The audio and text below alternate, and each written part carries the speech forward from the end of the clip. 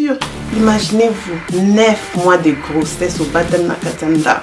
Et lors de ma collation, et papa Betela en bâtonnier à la salle, papa fait sa discours. Cette histoire c'est très personnel, mais Lilo vraiment je me suis dit, pour na bandana na yango, il a une histoire moko boy, où ils ont vraiment personnel à moi-même. Babuta biso 10, je suis la 10e. C'était pour féliciter la décision de ma maman.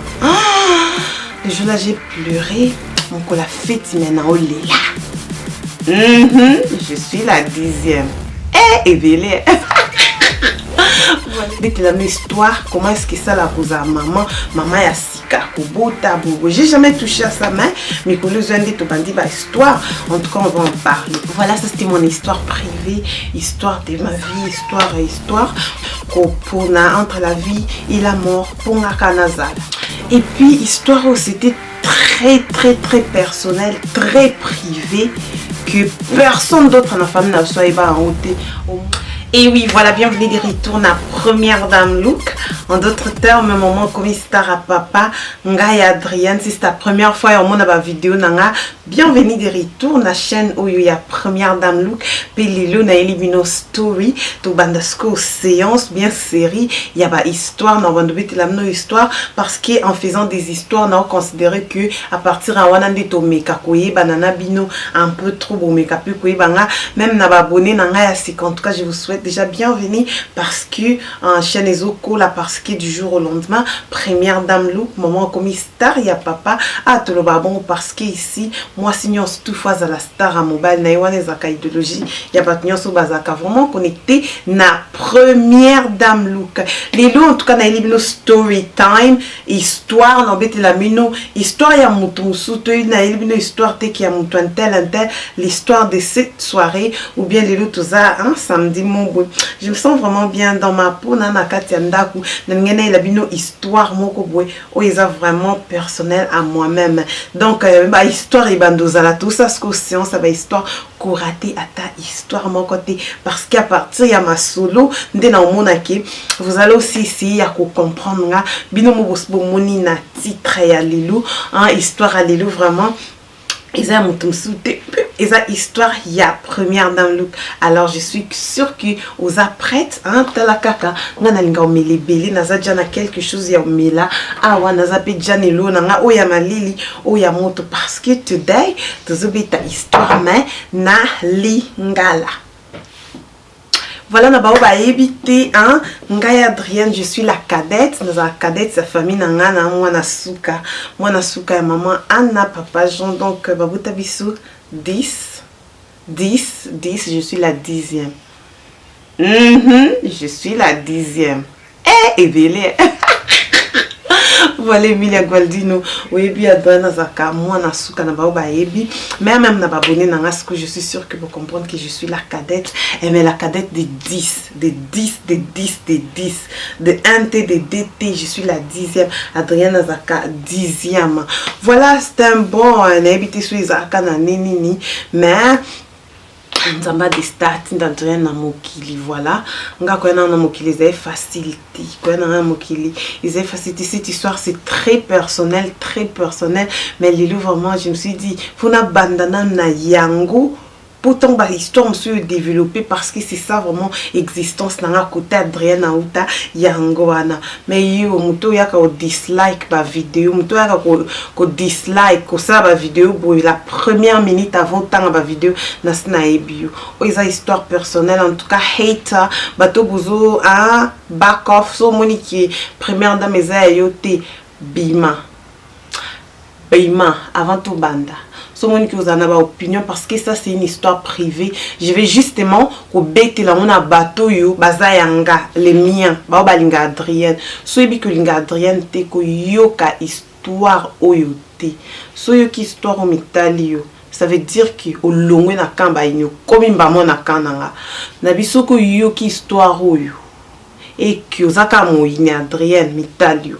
wana nga na lubate mais cette histoire ils ont vraiment na bato nyos tout balingaka première dame bato nyos balinga Adrienne balinga ce que j'ai fait balinga linga la vlog bato nyos tout balingaka masolo ba nyos tout balingaka les maquillages d'Adrienne ba nyos tout balingaka you know balinga ba bloka na sala ba maquillage à la congolaise ba souki ba chat nanga makam nanga tout ce que j'ai fait cette vidéo est dédiée na ba souza hater oza moyini mtamta mabe na vidéo okutala te so tali okomi otali okomi hein pour ça histoire personnelle donc koya te na bullshit around me OK oza pour na ba lover nyos tu première dans boyebi ki na linga bino na lingi ya moi communication ça et mo boito vandi ya mopi tout ça ni tout tina c'est tout sur la sco vraiment ndeka kizala voilà Adrienne première dame 10e.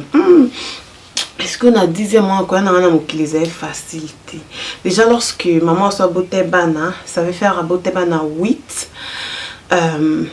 non abota moi liboso ya mbalé puis ba grande on a perdu 2 ce qui fait que tout cas la 8 mais la 10e mois Adrienne wana quand na mokiza facilité parce que lorsque maman bota qui 7e bas pas pexer maman ou bien la 7e ou bien la 8e ba c'est maman déjà fin moi bota sous ses athées et puis c'était tout teti que j'étais côté nazaki kuna na binga na mokilité milia gwaldino ya oya lola botama oyo po botama ngana botama que moi je vais venir je vais venir na mokili pour première dame nzamba sa komakiang maman quand bu otenga moi maman suma bota ezati ngape na bi maman nini ana me ngape bangonga bangongi komokinde fonga akita na si na kita maman nili kaka bah si maman m'a beauté zate tout ça la bobo et l'équipe mikolo pe koya na ngai comme pusana koya na ngai comme pusana koya na ngai pepe na ya na muki mama na baby ki na ya neti choc l'hôpital papa la famille parce que c'est vraiment ce qui a beauté sous elle va mourir ce qui a beauté bino na ba maman nyos non ba bota hein ba maman ba bota bino mo baby zemindeza là comme ça j'ai parlé de mon expérience ah tout bandi maso je vais vous dire tout bête la même histoire comment est-ce que ça la cause à maman ya sika ko bota bobo j'ai jamais touché à sa main mais que les gens tout bandi ba histoire en tout cas on va en parler. Et maman pena yana mokili maman pe lorsqu'elle a découvert que na zemi moi bilinga et tout ça là l'hôpital lorsqu'elle s'est présentée ba ici yo okufa sans tout cause oui moi no pas aye pas bomayo ce qu'il faut faire il faut tout éliminer Adrienne il faut et maman brave qu'elle était elle a dit non ngana vie na ngana jira suis moi na ye nzamba pesi na bota en tout cas félicitations à maman nyos ba bota so lungola zemi olongo excusez moi neti Adri mama soko longolaka ngana moki nzamba tchaki déjà na ya maman nyos ba bota en tout cas vous aimez dans vidéo Bozana brave moko izanga lipasa la décision de garder l'enfant c'est pas une décision swipendeni moi sinon soit déjà zemi et ça zone no zemi moi liboso o comme na 20e zemi na zemi akaka na ndenge na zemi na zemi akaka na ndenge nango après la vie, maman, non, c'est pas possible et tout ça là, mon père, tout ne marchait pas, papa n'a lobby, au coup, avec les enfants, bon, il n'a pas cause d'une, car moi, n'a moko et tout ça, non, en tout cas, faut qu'il billing, écoute, maman, absolument, non. Na hôpital, peut être maman qui moyen, soit mon exacté, ba bouquet déjà et tout ça pour n'anga.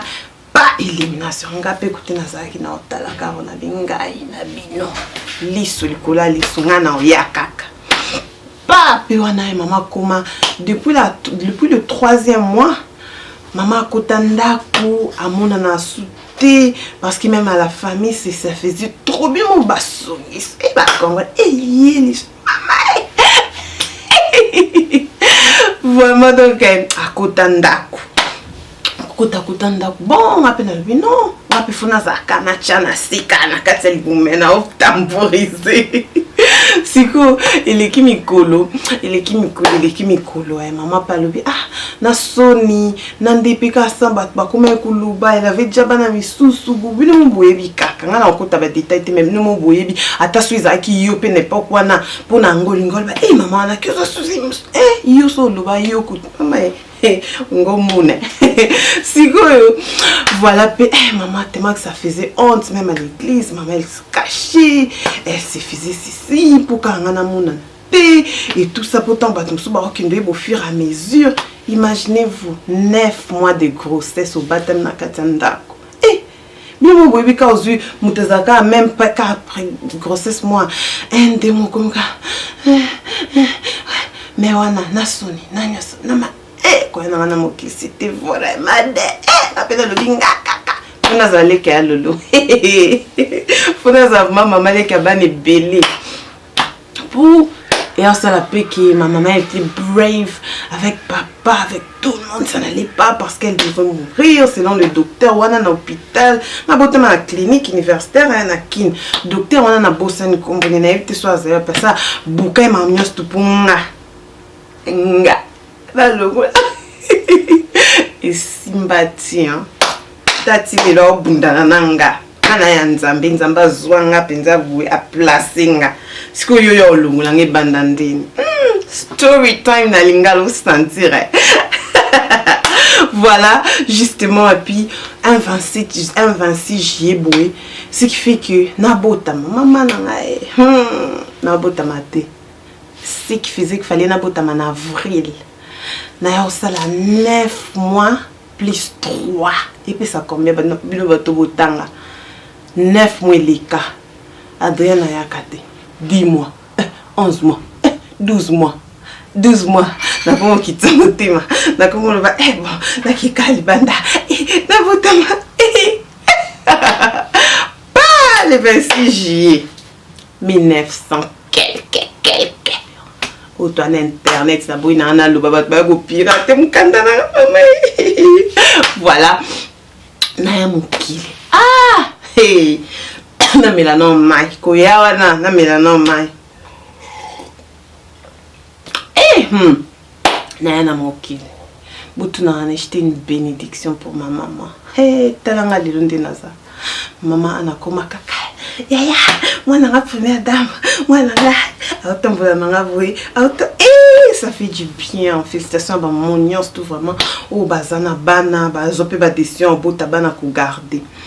Et puis histoire c'était très personnel, très privé, que personne d'autre dans la famille n'a soit en haute, au moins car qui vous en a famille. Là je parle bien famille restreinte. Tant on a beau mais personne ne savait, même ma cousin éloigné, battement de bébé qui adresse à botam parce que abouti aïe tout qui doit téléca camine yo yebi mam non le boy bien. Ce qui fait que na botama ba bomba na bonga na koma ba cousin musuba eba te ba tanta bosi musuba eba na bonga te et tout ça et comment comme t'es dans ndako besoin bébé maman et bébé on a ngai bébé a sonné ba bomba t'as de comment j'ai pris. Voilà tellement que histoire qui est vraiment très personnelle. Moutomo pa eba na ngote bomba ma pe dans la famille personne ne savait, mais le jour où on a assis sa classe lors de ma collation boy. Et papa bêtait là en bâtonnion à la salle, papa fait sa discours juste pour féliciter la décision de ma maman. Le jour-là, j'ai pleuré. Mon co la fête maintenant au lela. Nini Emilia. Je vais mettre une photo, vous allez voir. Photo. Bon mon non lela, j'étais là en train de pleurer comme un bébé. Et puis papa voulait juste dire que non, enfin, en tout cas, Adrienne de l'eau, en tout cas, il faut féliciter sa maman. Elle avait pris vraiment des décisions brave entre la vie et la mort. Andimaka, hein, la mort pour première dame Azaya. Donc c'était ça en tout cas histoire à l'élo.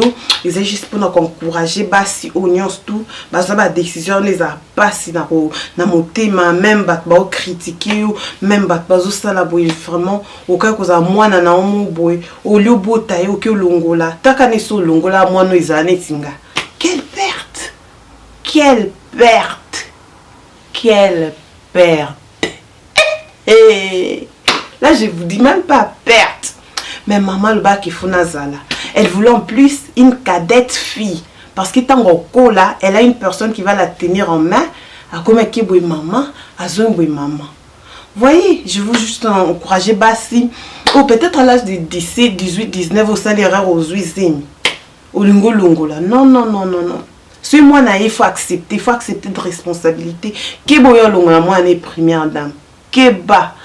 Oyo longa so ozaï que ce ngo bota Michelle Obama. Au lungo moi ici. Les gens ne savent pas. Bat pas quand ça te.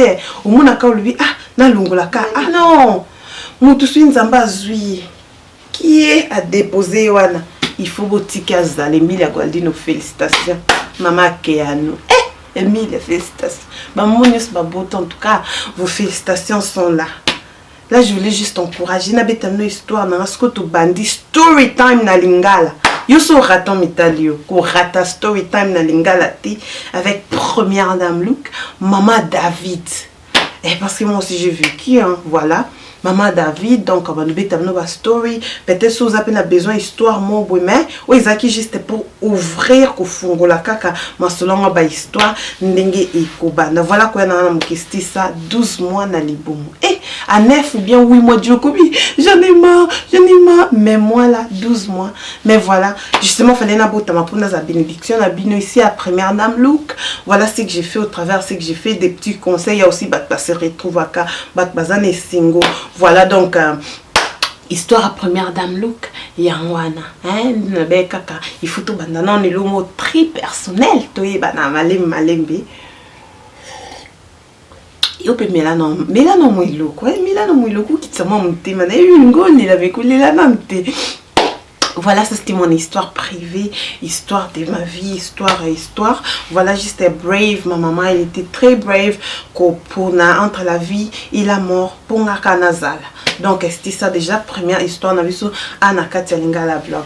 Si tu as aimé cette vidéo, hein, thumbs up.